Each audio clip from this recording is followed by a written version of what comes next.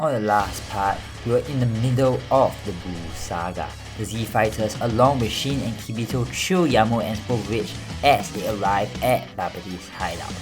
Babadi and Dabura were there, and Babadi tells Dabura to go do his job as Dabura appears out of nowhere, catching everyone off guard. He manages to kill off Kibito and then turns Piccolo and Krillin both to stone. As usual, the Z fighters then enter Babadi's ship where Vegeta demolishes the first fighter pretty. However, things do not go smoothly from there. Because Goku has been alive these past few years, Gohan has been continuing his training and is much stronger than his canon self. Therefore, the energy that was absorbed from Gohan during the World Tournament was a huge amount and was actually enough to revitalize and revive Majin Buu. Majin Buu comes out of his egg and immediately shows his sinister nature by eliminating the Buu, and everyone knows that they cannot take Majin Buu lightly. So Goku and Vegeta both turn into Super Saiyan 3 going full power.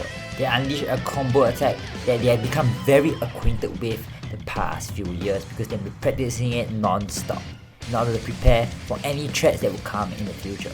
This is because they are actually on better terms with each other due to their training on Yadrat, bringing them closer. So Goku lunges straight forward and knocks Majin Buu backwards. Goku was so fast that Majin Buu could not register Goku's movements, and then Vegeta launches a final flash. However, this doesn't actually fully eradicate Buu, and Goku is very confused why Vegeta didn't go and use his full power at Buu. Why didn't Vegeta just kill Buu right off? He had more than enough power to do so. However, Vegeta tells Goku that there was someone important within Buu. This is because Vegeta's training on Yadrat was actually more effective than Goku's training. As we all know, in the moral arc, Vegeta actually acclimatized to the Yadrat techniques better than Goku. Therefore, his spiritual perception is also better than Goku's. So what Vegeta was sensing was the Grand Supreme Kai. Obviously, we all know that the Grand Supreme Kai was absorbed by Kid Buu, therefore allowing Kid Buu to morph into this fat version of himself. So Vegeta knew what he had to do next. Vegeta tells Goku to step aside as he launches multiple and consecutive ki blasts towards Buu. Buu is attacked relentlessly as he sent flying backwards, and small amounts of ki were starting to leak from his body. No one noticed except Goku, and Goku knew what Vegeta was doing. Vegeta was using Force Spirit Fusion, trying to separate Buu from someone within him. And the first person to come out was none other than the South Supreme Kai. South Supreme Kai comes out right out of Buu's body, and then Buu suddenly transforms back into a buff version of himself. Vegeta continues his relentless assault. This is not it. There was still someone within, and suddenly the Grand Supreme Kai pops out, and then Buu morphs back into an even more sinister looking, evil looking version of himself. This is none other than Kid Buu. Kid Buu was about to destroy the planet. However, Goku and Vegeta could both sense his malicious intent as they both go full power right away, with Goku launching a Kamehameha and then Vegeta launching a Gallet Gun. Buu had no time to react as he was eradicated from existence. Shin and Kibito were shocked at this turn of events. Vegeta had somehow saved the Supreme Kais that were absorbed by Buu many millennia ago.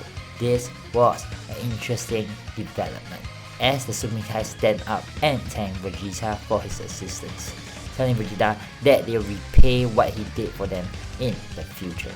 As we move into Battle of Gods, as usual, Beerus and Whis arrive at Bulma's birthday party. Just that Beerus has no argument with Buu here because Buu is already killed. So now Beerus and Super Saiyan God Goku clash.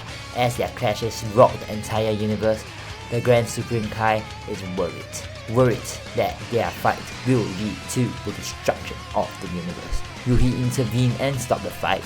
How will he do so? Well, these are all questions to answer today on Dragon Ball Super.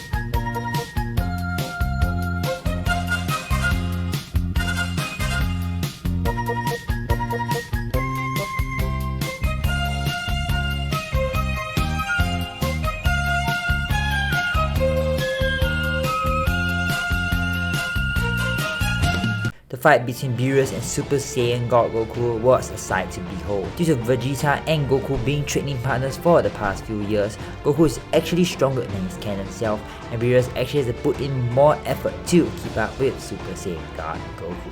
Each punch they were landing on each other was shaking the entire universe, and the Grand Supreme Kai was worried that this fight would eventually lead to the collapse of the entire universe, especially if this continued on. Now, Beerus prepared for his final attack, an attack that would demolish Earth and probably the entire solar system if Goku didn't stop it. However, suddenly out of nowhere, the Grand Supreme Kai teleported right in front of Beerus. Beerus immediately jerks backwards. Wasn't the Grand Supreme Kai absorbed by Buu or something? How was he back? And the Grand Supreme Kai tells Beerus to stop whatever he was doing. He had enough fun already, and it was time to go home. Obviously, Beerus is kinda pissed off at this. Was the Grand Supreme Kai telling him what to do? However, Beerus knew that he couldn't really do anything to the Grand Supreme Kai. Actually, wait, he could seal him, but Beerus decides, fine, he'll listen to the Grand Supreme Kai's orders for now as he takes his leave. The Grand Supreme Kai is happy that he had managed to stop this disaster, though Goku is still kinda bummed out. He wanted to continue the fight with Beerus. It was awesome, and Vegeta questions the Grand Supreme Kai, asking the Grand Supreme Kai how he had stopped Beerus from continuing on his rampage. And then the Grand Supreme Kai explains that the God of Destructions and the Gods of Creation were linked. The death of one would lead to the death of another, and obviously Beerus wouldn't hasten his own demise. As Beerus travels back with Whis to Beerus' planet, Beerus immediately questions Whis why Whis didn't inform him that the Grand Supreme Kai was back. Whis just chuckles. Obviously, Whis just wanted to troll Beerus, and Beerus is just kinda annoyed. He wanted to spite the Grand Supreme Kai, and he knew he had found a way to do so. There's none other than cultivate Goku and Vegeta to become even stronger warriors, so that they could eventually become his sparring partners in the future. This will obviously all be done unbeknownst to the Grand Supreme Kai. So we move onwards, where Vegeta and Goku actually just proactively go and seek Whis for training. Goku obviously has been doing some of his farming, and he has some cabbage, cabbage, lettuce, whatever, and he offers them to Whis. And Whis honestly is kinda intrigued as he takes a bite of the vegetables. So it's really fresh, very refreshing. And Whis decides that if Goku continued supplying him vegetables while Bulma and Vegeta continue supplying him other good food, well, he'll take them up on their offer and train them, even though Beerus had already ordered him to do so. He was just getting as much benefits as he could out of this arrangement. So instead of Vegeta going earlier to Beerus' planet to train before Goku, this time they both go together, and actually earlier than the original canon of events. So Goku and Vegeta start their training on Beerus' planet. It was intense, and Whis completely obliterated them every single time around. However, they were learning to harness and control God Ki during this short period of time. Goku eventually taps into Super Saiyan Blue. However, Vegeta's growth was astronomical, actually impressing Whis at certain times. Vegeta was growing at a rapid rate. This was obviously due to his training on Yadrat, due to him controlling his spirit, and then learning how to tap into his ki even more effectively. Well, we all know what happens next. Vegeta taps into Super Saiyan Blue evolution, while Goku is still stuck at Super Saiyan Blue. Goku wants to catch up with Vegeta, however, he still doesn't know what he could do to catch up to him. And Vegeta obviously is pretty smart at his own progress. Well, he has finally surpassed Goku once and for all. And now we move into the resurrection of F Saga. As usual, Golden Frieza makes his arrival on Earth, and then immediately threatens the survival of the entire planet. Goku in Super Saiyan Blue faces off against Golden Frieza. Goku is stronger in this version of event, as I stated many times, therefore in Super Saiyan Blue, he's actually already able to finish Frieza off, killing him once and for all. So that was a pretty short arc, so we move into the next arc, aka the Universe 6 tournament. As usual, Goku and Vegeta take 3 years in the Hyperbolic Time Chamber to further refine their powers. The team pretty much stays the same, and Buu ends up slipping during the written test, therefore causing him to be disqualified. So the first match, Goku vs Butamo, leads to Butamo's defeat, and then Goku faces off against Frost, and then as usual Frost cheats, causing Goku to be disqualified as well.